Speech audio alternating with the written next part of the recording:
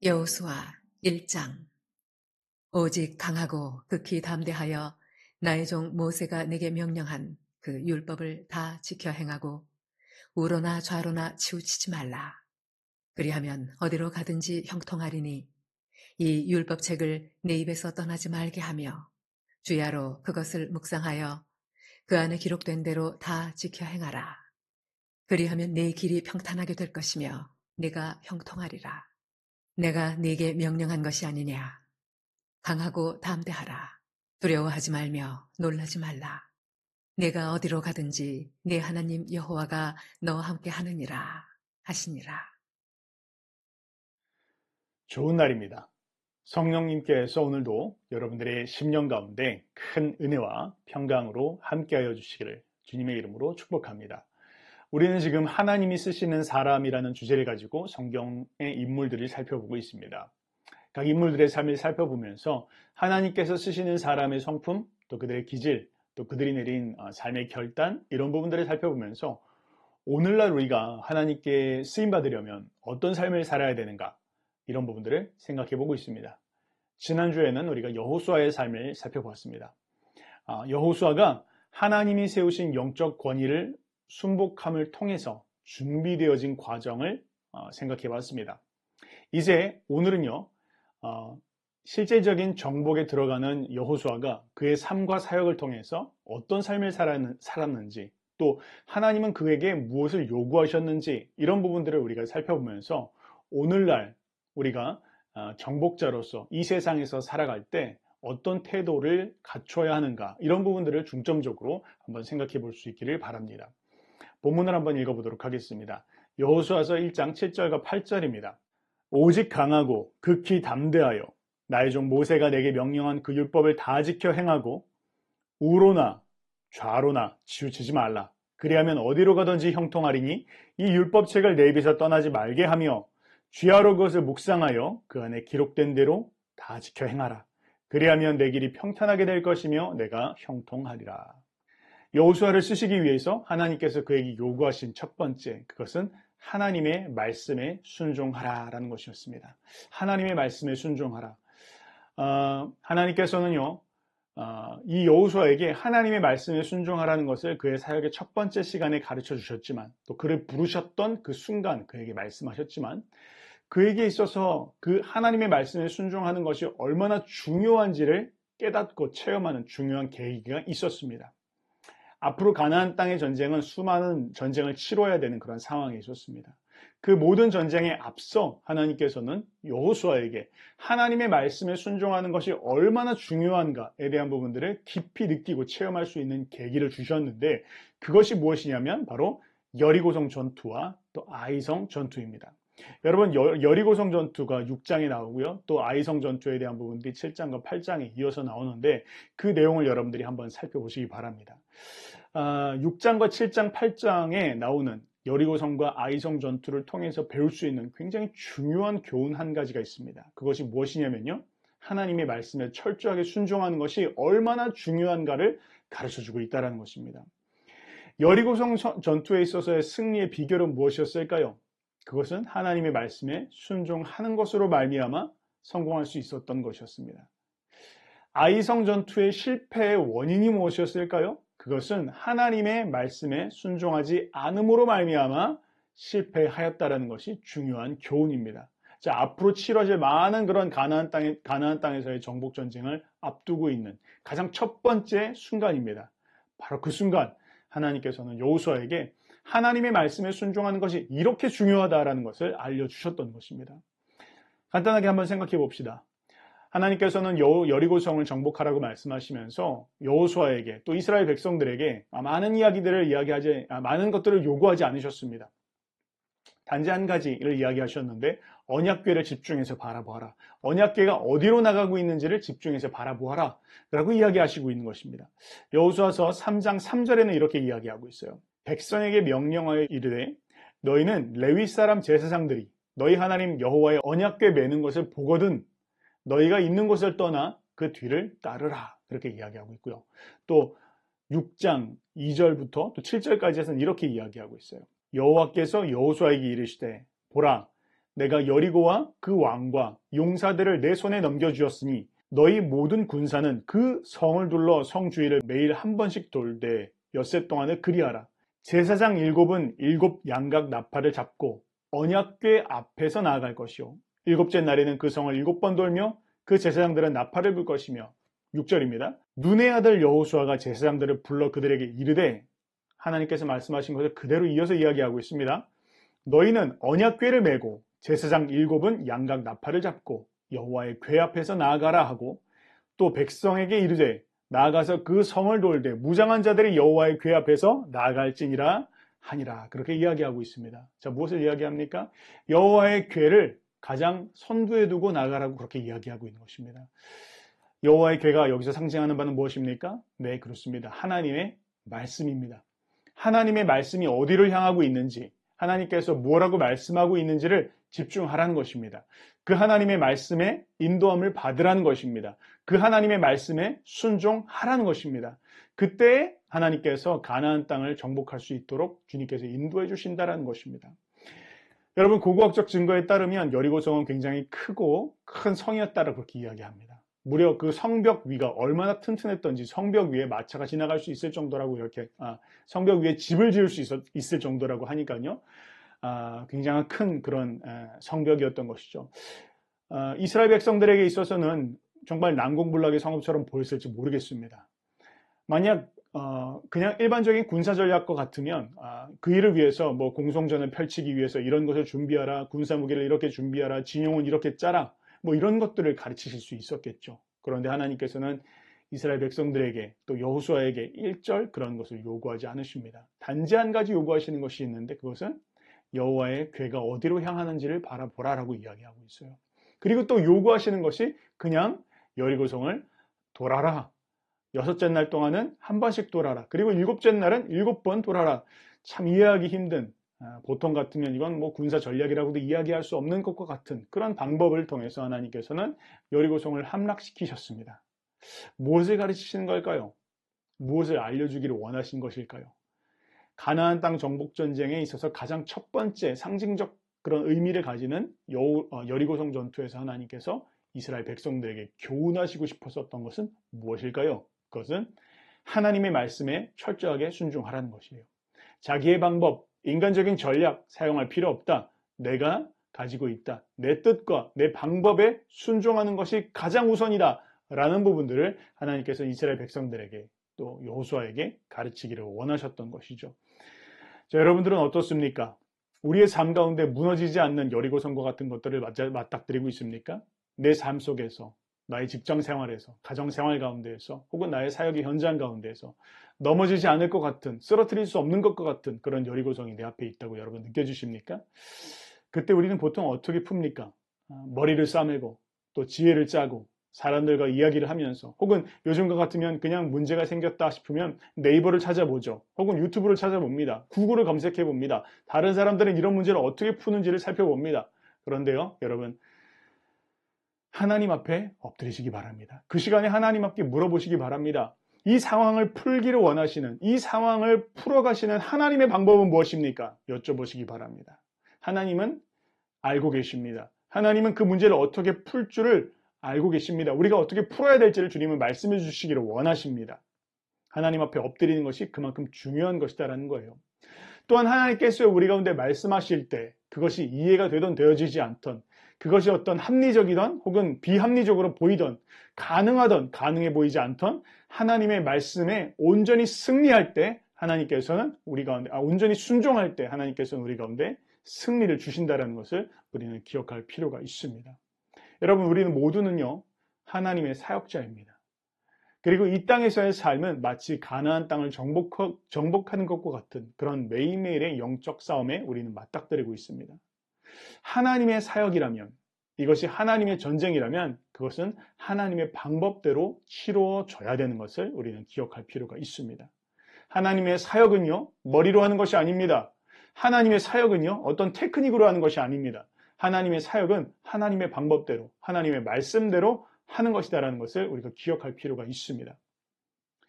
자, 그렇게 여리고성에서의 승리를 경험하였습니다. 그리고 이제 이스라엘 백성들은 두 번째, 아이성 전투를 맞닥뜨리게 되었습니다. 그런데요, 여러분들, 아이성 전투를 시작할 때 한번 여러분 본문을 한번 읽어볼까요? 7장 2절과 3절에 이렇게 이야기하고 있어요. 여호수아가 여리고에서 사람을 베델 동쪽 벳 아윈 곁에 있는 아이로 보내며 그들에게 말하여 이르되 올라가서 그 땅을 정탐하라 하매 그 사람이 올라가서 아이를 정탐하고 여호수아에게로 돌아와 그에게 이르되 백성을 다 올라가게 하지 말고 2~3천 명만 올라가서 아이를 치게 하소서. 그들은 소수이니 모든 백성을 그리로 보내어 수고롭게 하지 마소서 하므로 그렇게 이야기하고 있습니다. 여러분 성경을 좀 이렇게 민감하게 보시면 아이성 전투, 7장에 나오는 아이성 전투 앞에 무언가 있어야 되는 것이 없던 것을 발견하실 것입니다. 그건 무엇입니까? 여호수아가 하나님의 뜻을 구하지 않습니다. 하나님의 말씀이 뭐라고 말씀하시는지를 묻는 장면이 기록되어 있지 않습니다. 다른 말로 이야기하면 여리고성에서의 전투를 경험한 겁니다. 승리를 경험한 거예요. 그리고 그 승리를 힘입어서 이제 그냥 그렇게 하면 되겠지, 그 방법으로 하면 되겠지 생각하고 여호수아는 하나님 앞에 무릎 꿇지 않습니다. 주님 앞에 나가지 않습니다. 그리고 그 전투를 그냥 시작해버리는 모습들을 볼 수 있습니다. 자, 그런데요, 안타깝게도 이 앞선 전쟁, 여리고성 전투에서 아간이라는 사람이 여리고성에서 전리품을 자기가 취하는 그런 사건이 있습니다. 하나님은 분명히 명령하셨거든요. 어떤 것도 취하지 말고 여호와께 바치라라고 분명히 말씀하셨습니다. 그러나 그 불순종의 결과로 말미암아 아이성의 전투에서는 실패하고 맙니다. 자, 여호수아서 7장 8절에서 12절에서는 이렇게 이야기하고 있어요. 8절입니다. 주여, 이스라엘이 그의 원수들 앞에서 돌아섰으니 내가 무슨 말을 하오리이까? 가나안 사람과 이 땅의 모든 사람들이 듣고 우리를 둘러싸고 우리 이름을 세상에서 끊으리니 주의 크신 이름을 위하여 어떻게 하시려 하나이까 하니 여호와께서 여호수아에게 이르시되 일어나라 어찌 이렇게 엎드렸느냐? 이스라엘이 범죄하여 내가 그들에게 명령한 나의 언약을 어겼으며 또한 그들이 온전히 바친 물건을 가져가고 도둑질하고 속이고 그것을 그들의 물건들 가운데에 두었느니라. 그러므로 이스라엘 자손들이 그들의 원수 앞에 능히 맞서지 못하고 그 앞에서 돌아섰나니 그렇게 이야기하고 있습니다. 뭘 말씀하십니까? 여호수아야, 네가 묻지 않았다라는 것입니다. 여호수아야, 너희가 하나님의 말씀에 순종하지 않았다라고 그렇게 이야기하시는 거예요. 한번 생각해 봅시다. 자, 여리고성 전투에서 아간이 전리품을 몰래 취하였습니다. 이제 아이성 전투를 앞두고 있습니다. 그런데 만약 그때 여호수아가 하나님 앞에 무릎 꿇었다면, 주님 앞에 물었다면, 하나님, 우리가 어떻게 싸우면 좋겠습니까? 라고 나아가서 주님 앞에 여쭈어보았다면 하나님 뭐라고 말씀하셨을까요? 아마 말씀하셨을 겁니다. 너희 안에 범죄함이 있다. 너희 가운데 하나님 앞에 바쳐진 것을 몰래 취한 자가 있다. 먼저 그 문제를 해결하여야 할 것이니라 라고 말씀하셨을 것입니다. 그리고 그들은 그 말씀을 듣고 해결했겠죠. 그렇다면 아이성에서의 전투도 자동적으로 따라오는 것이었을 것입니다. 그러나 하나님 앞에 무릎 꿇지 않음으로 말미암아 문제의 원인을 해결하지 못하고 두 번째 전쟁에 그대로 참전함으로 말미암아 문제는 더 커지게 되어진 것입니다. 자, 무엇을 이야기합니까? 가나안 정복 전쟁, 가장 앞에 있었던 첫 번째와 두 번째 전쟁입니다. 이것을 통해서 하나님께서는 여호수아에게 분명하게 가르쳐주고 싶으셨던 것이 있어요. 무엇입니까? 하나님의 말씀에 순종하라. 하나님께서 무엇을 말씀하시는지를 주의 깊게 들어라. 그리고 그 말씀하시는 것을 따라서 이 전쟁을 수행해야 하는 것이다라는 것을 교훈하시고 가르쳐주기를 원하셨던 것입니다. 여호수아에게 있어서, 이스라엘 백성들에게 있어서 가나안 정복 전쟁의 첫 번째 가장 중요한 교훈이 무엇이냐? 하나님의 말씀대로 싸워야 한다는 것입니다. 오늘날 우리가 가나안 정복 전쟁, 우리의 삶의 여러 현장 속에서, 영역 속에서 싸우고 있는 그 정복 전쟁에서 우리가 승리의 중요한 키가 무엇이냐라고 묻는다면 그것은 어떤 전략이 아니다, 테크닉이 아니다, 방법이 아니다라는 것입니다. 가장 중요한 것은 무엇입니까? 하나님이 뭐라고 말씀하시는지를 들으시기 바랍니다. 그리고 그 하나님의 말씀에 순종하시기 바랍니다. 그것이 승리의 비결이라는 것을 성경은 가르쳐주고 있는 것입니다. 자, 두 번째로 한번 넘어가 봅시다. 하나님께서 여호수아를 쓰시기 위해서 그에게 요구하신 두 번째 그것이 있는데 그것은 무엇이냐면 긍정적인 관점을 가지고 바라보아야 한다는 것입니다. 자, 정복자로서 하나님은 어떤 사람을 쓰실까? 긍정적인 관점을 가진 사람이다 라는 것입니다. 우리가 잘 아는 것처럼 가데스 바네아에서 하나님께서는 이스라엘 백성들에게 12지파 가운데 12명의 정탐꾼들을 뽑습니다. 그리고 그들을 이제 가나안 땅에 보내셔서 그 땅이 어떠한지를 미리 정탐토록 하셨습니다. 자, 그러나 동일한 사건을 경험하였지만 그러나 사람들은 동일한 상황과 동일한 환경을 갖고 있음에도 불구하고 각자 관점들이 달랐던 것들을 볼 수 있습니다. 10명의 정탐꾼들은 뭐라고 보고하고 있습니까? 이렇게 이야기하고 있습니다. 그 땅의 거주민들은 강합니다. 성읍은 견고하고 큽니다. 그리고 그 땅에 살고 있는 거주민들, 안악자손은 너무나 장대하여서 우리는 그 앞에 메뚜기와 같은 존재들입니다. 라고 그렇게 이야기하고 있습니다. 자, 그렇게 이스라엘 백성들이 부정적인 리포트를 듣고 그 마음이 동요하면서 하나님을 향해서 모세를 향해서 원망하는 마음들이 일어나기 시작하자 그때 여호수아와 갈렙 긍정적인 관점을 가진 이 두 사람이 일어나서 이야기합니다. 민수기 13장 30절에 우리가 곧 올라가서 그 땅을 취하자 능히 이길 것이다 그렇게 이야기하고 있습니다. 자, 여러분 어떻게 이렇게 여호수아와 갈렙이 긍정적인 관점을 가질 수 있었을까요? 그 이유는 그들은 하나님의 약속을 믿었기 때문입니다. 어떤 약속입니까? 그 땅을 주실 것이다 라는 약속입니다. 누가 하신 약속입니까? 하나님 그분께서 하신 약속입니다.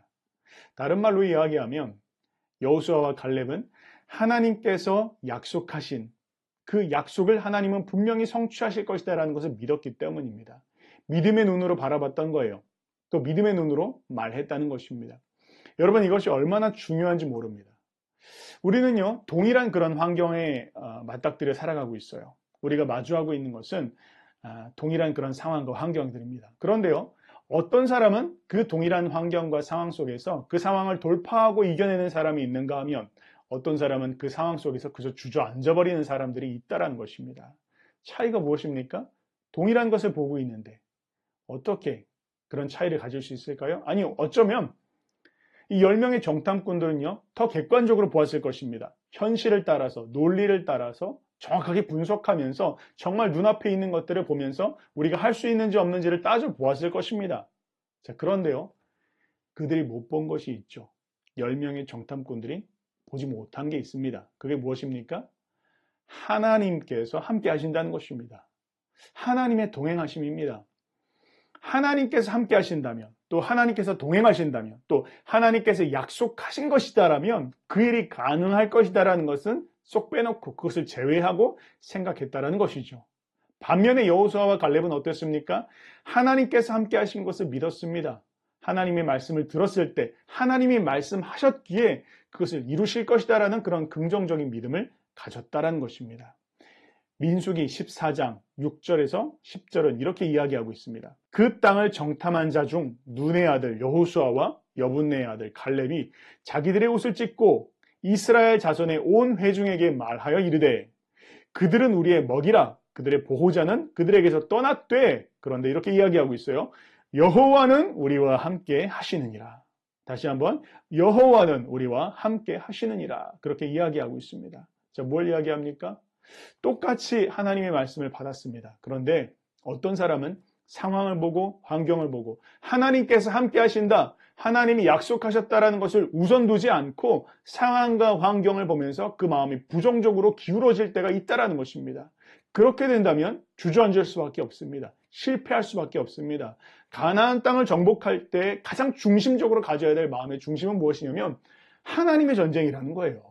하나님이 말씀하신 전쟁이라는 것입니다. 그래서 결코 하나님은 우리를 그냥 혼자 내버려 두지 않으시고 하나님 우리와 함께 하신다는 것입니다.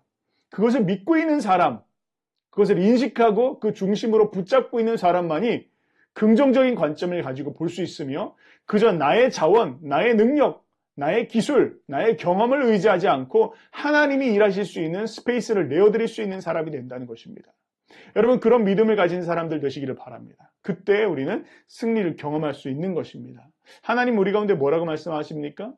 얘들아, 너희가 가나안 땅에 들어가라. 현실을 직시해라. 분석해라. 평가해라. 할 수 있는지 없는지 한번 살펴봐라. 너희가 할 수 있겠느냐? 이렇게 물어보지 않으십니다. 하나님 뭐라 말씀하십니까? 얘들아, 내가 함께 할 것이다. 내가 앞장설 것이다. 내가 할 일이다. 내가 너희로 하여금 정복하게 할 것이다. 너희 뒤에는 내가 있다. 내가 동행할 것이다. 내가 명령한 것이 아니냐? 하나님의 말씀은 이것입니다.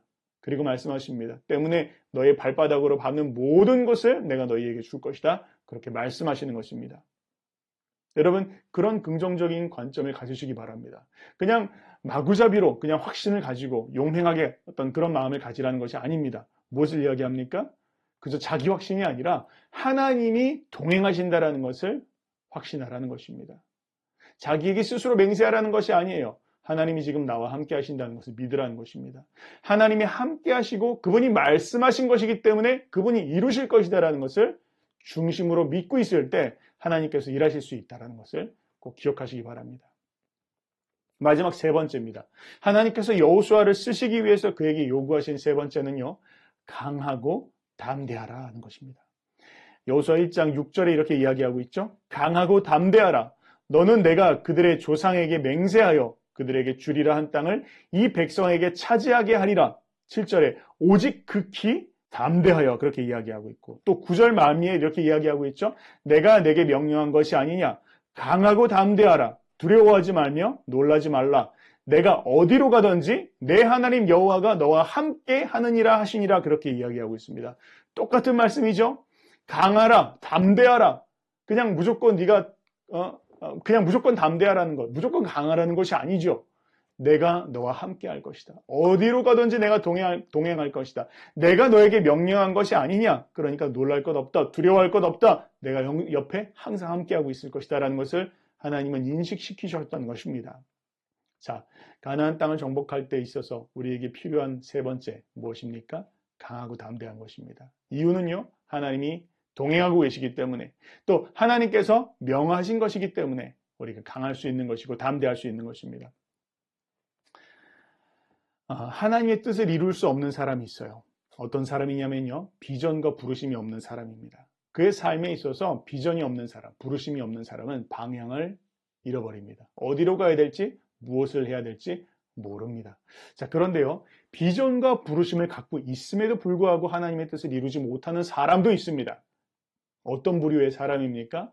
그 심령이 강하지 못하고 담대하지 못한 사람입니다. 왜 강하지 못할까요? 왜 담대하지 못할까요? 그 근본은 하나님이 함께 하신다는 것을 믿지 못하기 때문입니다. 또 하나님께서 말씀하셨다는 것, 하나님이 시키신 일이라는 것을 확신하지 못하기 때문에 또한 흔들리는 것입니다. 이런 사람은 담대하지 못합니다. 추진력이 없습니다. 장애물들이 찾아왔을 때 돌파하지 못합니다. 그래서 넘어지고 또 무너지는 그런 일들을 경험하는 것입니다. 자, 여러분, 오늘 우리는 광야와 같은 인생길을 살고 있습니다. 우리가 살고 있는 이 삶의 현장은 마치 가나안 전쟁과 같은 그런 삶의 현장들일 것입니다. 하나님께서 여러분들을 어떤 현장 가운데 두셨습니까? 어떤 영역 가운데 두셨습니까? 나는 어떤 영적 싸움을 매일매일 싸우고 있습니까? 오늘 말씀을 기억하였으면 좋겠습니다. 여호수아에게 주신, 또 여호수아를 통해서 가르치시는 영적인 가나안 땅에서 가나안 땅을 취하는, 정복하는 비결이 무엇이냐? 그 첫 번째는 하나님의 말씀대로 싸워야 된다는 것이고, 두 번째는 긍정적인 믿음을 가지고 긍정적인 관점을 가지고 싸워야 한다는 것이며, 세 번째는 강하고 담대하라는 것입니다. 그 이유는 무엇입니까? 배경은 무엇입니까? 하나님께서 우리와 함께 하시기 때문입니다. 그리고 이 싸움은 하나님께서 명령하신 싸움이기 때문이라는 것을 여러분들 잊지 마시기 바랍니다. 이 세 가지 원칙을 마음 가운데 새기면서 살아가실 때 하나님의 승리가 저와 여러분들의 삶 가운데 늘 함께 하시기를 주님의 이름으로 축복합니다.